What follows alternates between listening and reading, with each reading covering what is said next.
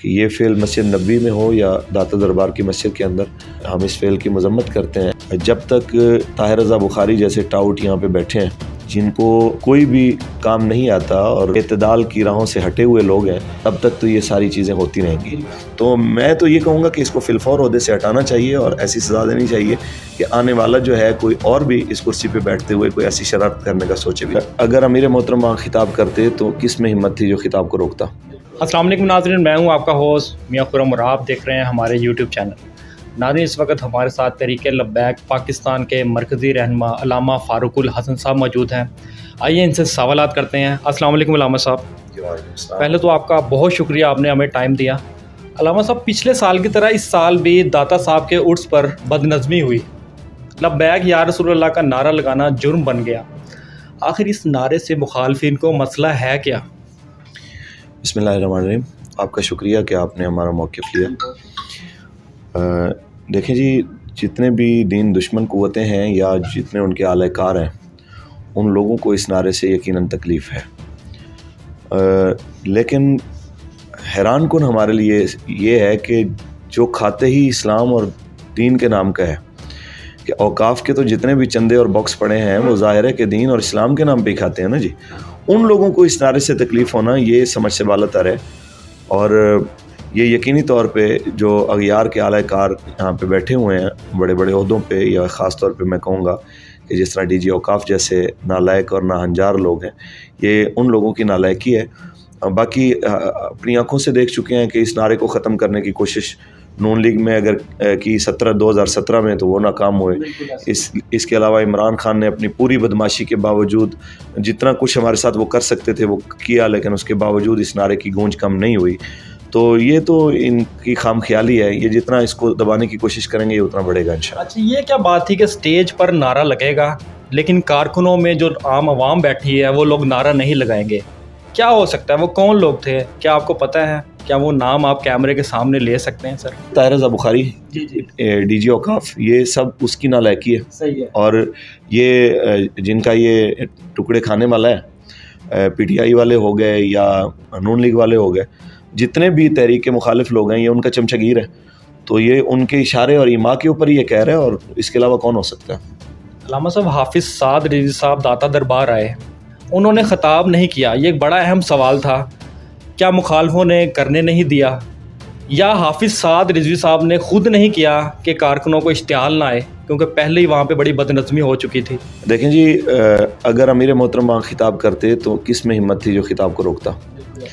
تو نہ تو یہ حکمرانوں کی اوقات ہے اور نہ ان کے چمچہ گیروں کی کہ وہ ان کو منع کرتے، لیکن امیر محترم نے یہی فرمایا تھا کہ ہم نے صرف حاضری دینی ہے دربار شریف، اور حاضری دے کے وہاں سے واپس آنا ہے۔ بلکہ بعض لوگوں نے جس وقت آ کے یہ تاثر دینے کی کوشش کی کہ شاید اس لیے ہم اس ٹائم پہ جا رہے ہیں کہ وہاں پہ کچھ ایک خاص سابقہ ایک مقبول ترین اور دور حاضر میں ایک گمنام ترین جو یا جسے کہیں کہ مسترد ترین جماعت ہے اس کا کسی ایک فرد نے آنا ہے، تو شاید اس کے ساتھ تقابل کا کوئی معاملہ ہے، تو حضرت نے یہ کہا کہ بھئی ہم یہاں سے مغرب پڑھ کے چلے جائیں گے۔ تو ہمارا ان کے ساتھ ہمارا یوں سمجھ لیں کہ موازنہ بنتا نہیں ہے کہ آپ موازنہ کسی ایسے بندے سے کریں جو آپ کے ٹکر کا ہو، تو پھر تو سمجھ میں آتی ہے، تو ہمارا موازنہ بنتا نہیں ہے۔ جب وہ ایک عملاً سیاست سے بھی باہر نکل چکے ہیں، اہل سنت و جماعت کے جو خاص طور پہ جس خاص موقف پہ ناموس رسالت کا موقف ہو گیا، غازی ملک ممتاز حسین قادری کا موقف ہو گیا، ان تمام چیزوں سے جس وقت سے وہ باہر نکلے ہیں تو ان کا رستہ ہی الگ ہے، ہمارا رستہ الگ ہے، تو ہم ان کے ساتھ جا کے کس لحاظ سے موازنہ کریں یا کیا معاملہ کریں؟ تو اس لیے مغرب یہاں پہ مسجد رحمت للعالمین ادا کر کے مغرب کی نماز اس مسجد میں بابا جی کے مزار شریف سے پھر نکلے ہیں۔ اس وقت تو وہ تمام بیانات وغیرہ وہ تمام وقت بھی گزر گیا، ہمیں وہ علم ہی نہیں ہے کہ وہاں پہ کیا ہوا، کیا معاملات ہوئے۔ یہ تو صرف ان کی جو ہے یوں سمجھ لیں کہ اسیانی بلی کھمبا نوچے، تو بس، اور تو جب ان کو کچھ ملا نہیں ہے تو گھر بیٹھے ہوئے الزام تراشیاں شروع کر دیں، وگرنہ امیر محترم چاہتے اگر بیان کرنا، سٹیج بھی موجود تھا اور وہاں پہ ہزاروں لاکھوں لوگ جو سننے والے تھے وہ بھی موجود تھے۔ اچھا علامہ صاحب، ٹویٹر پر تحریک لبیک کے خلاف ٹرینڈ چلایا جا رہا ہے کہ ساری بد نظمی تحریک لبیک کے کارکنوں نے کی، لوگوں کا یہ بھی کہنا ہے کہ طریق لبیک کے لوگ بڑے عاشقان رسول بنتے ہیں، لیکن انہوں نے داتا دربار اور مسجد کا تقدس پامال کیا، اس پر آپ کیا کہیں گے؟ جی الحمدللہ ہم عاشق رسول ہیں اور ہم محافظ ناموس رسالت ہیں الحمدللہ. ہماری تحریک کا یہ سلوگن ہے اور اس پہ ہم اللہ کا شکر ادا کرتے ہیں. رہی بات یہ کہ جو کچھ وہاں پہ وہ ہمارے اوپر جو الزام لگا رہے ہیں تو یہ اچھی طرح انہیں پتہ ہے کہ یہ مناج القرآن اور اس کے ساتھ جس ایک طبقے کو مسئلہ ہے یہ ان کی آپس کی محاذ آرائی ہے، جس کا ہمارے ساتھ جوڑنا ایک بلا وجہ کی یا جسے کہیں بے پر کی اڑانے والی بات ہے. تو یہ اس کا تو ہمارے ساتھ بنتا ہی نہیں ہے معاملہ. باقی رہی بات بد نظمی پھیلانا جسے کہا جائے کہ جو کچھ وہاں پہ سنا ہے کہ اس سے زیادہ بھی اگر کوئی باتیں ہوئی ہیں تو ہم کہتے ہیں کہ ہر وہ عمل جو مسجد کے تقدس کے خلاف ہے، جیسے جوتے اچھالنا یا گالم گلوچ، تو ان کو قرار واقعی سزا دینی چاہیے. ہم کہتے ہیں کہ میدان میں آئیں، جو ہے جماعت کا کوئی بھی ذمہ دار کسی بھی جماعت کا، ہم کہتے ہیں بلا تفریق اس کے خلاف کارروائی ہونی چاہیے. اچھا علامہ صاحب، کیا مسجد کے اندر جوتا مارنا کسی عالم دین کو یہ ٹھیک عمل ہے؟ پچھلے سال عرفان مشدی، مفتی حنیف قریشی، اس سال طاہر القادری کا بیٹا، تو اس پر آپ کیا کہیں گے؟ کیا لوگوں کو اویئرنیس نہیں ہے کہ مسجد کا تقدس پامال ہو رہا ہے، مسجد نبوی کا تقدس پامال ہو رہا ہے، اب بات مسجدوں کے اندر تک آ چکی ہے؟ اس حوالے سے لوگوں کو کیا میسیج دیں گے آپ؟ کہ یہ فعل مسجد نبوی میں ہو یا داتا دربار کی مسجد کے اندر، تو ہم اس فعل کی مذمت کرتے ہیں. اور اگر روک تھام کے لیے ہم کیا کر سکتے ہیں؟ روک تھام کے لیے تو ظاہر ہے کہ جن لوگوں نے کروڑوں اربوں روپے کے فنڈ کھاتے ہیں جو، اور اسی نظم و ضبط کو قائم رکھنے کے لیے، یہ تو ان کی ذمہ داری ہے کہ اس کو نظم و ضبط کو قائم رکھیں. تو وہ کروڑوں روپے کے فنڈ کھاتے ہوئے انہیں کوئی شرم نہیں آتی، اور جس وقت آتی ہے نظم و ضبط قائم کرنے کی بات تو پھر وہ ملبہ کبھی آپ پہ ڈال دیا، کبھی مجھ پہ ڈال دیا. تو یہ تو کوئی طریقہ کار نہ ہو. اچھا، داتا صاحب کا عرس ہر سال ہوتا ہے، لیکن یہ 2-4 سالوں سے ہم دیکھ رہے ہیں کہ وہاں پہ بد نظمی ہو رہی ہے. تو پھر انتظامیہ کیا انتظامات کرتی ہے، کیا پلان کرتی ہے؟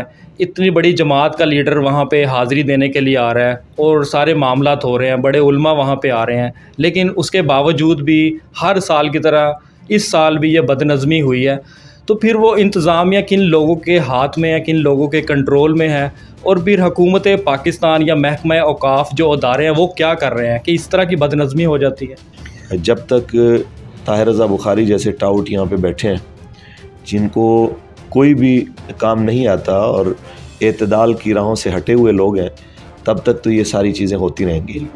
اور یہاں پہ جس وقت کوئی ذمہ دار آدمی آ گیا جو علماء اور علم اور دین کی اہمیت کو سمجھنے والا ہوگا تو اسی وقت یہ مسائل حل ہو جائیں گے. کیا آپ کے لوگ، آپ کی ٹیم کے لوگ وہاں پہ جا کے ان لوگوں کے ساتھ انتظامات مکمل نہیں کروا سکتے کہ آپ کی ٹیم کے لیڈر امیر محترم جو ہے طریق لبیک پاکستان کے حافظ سعد رضوی صاحب آ رہے ہیں، تو پھر ان کے لیے کوئی پروٹوکول فراہم کیا جائے؟ اور پھر آپ کے کارکن بھی وہاں پہ موجود ہیں، مکس لوگ وہاں پہ موجود ہیں، ہر مسلک کے لوگ وہاں پہ آ رہے ہیں. تو پھر اس حوالے سے آپ لوگ کیا کر رہے ہیں کہ اب اگلے سال اللہ نہ کرے اس طرح کا واقعہ رونما ہو؟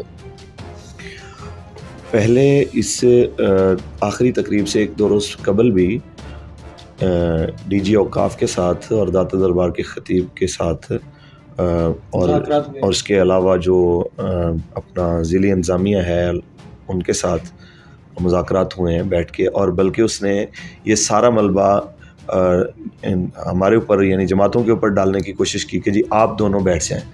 تو اس میں ہمارے ساتھیوں نے بھی کہا کہ ہمارا تو ان کے ساتھ کوئی موازنہ ہی نہیں ہے، ہم نے تو حاضری دینے کے لیے آنا ہے. اور انہوں نے بھی کہا کہ بھئی ایسا کوئی معاملہ نہیں، ہم تو بس حاضری دینے کے لیے آنا ہے. تو اس کے بعد تو اور وہاں پہ جو بات ہوئی کہ بھئی آپ یہ متنازع بینر ہٹائیں کہ بھئی یہ نعرہ نہیں لگایا جا سکتا، یہ نہیں ہو سکتا، وہ نہیں ہو سکتا. یہ وہ چیزیں کہ جو لوگوں کو اشتعال دلانے والی ہیں، یہ آپ لوگوں کی ذمہ داری ہے کہ اس کو ہٹائیں. لیکن اس وقت بھی ڈی جی اوقاف جو ہے نا، اس کی فرعونیت کی وجہ سے ہی سارے معاملات ہوئے کہ اس کو کسی کی بات سمجھ نہیں آئی. تو میں تو یہ کہوں گا کہ اس کو فی الفور عہدے سے ہٹانا چاہیے اور ایسی سزا دینی چاہیے کہ آنے والا جو ہے کوئی اور بھی اس کرسی پہ بیٹھتے ہوئے کوئی ایسی شرارت کرنے کا سوچے بھی نہ. علامہ صاحب بہت شکریہ آپ کا. اپنے ہوسٹ میاں خرم کو اجازت دیجیے گا. اللہ نگہبان.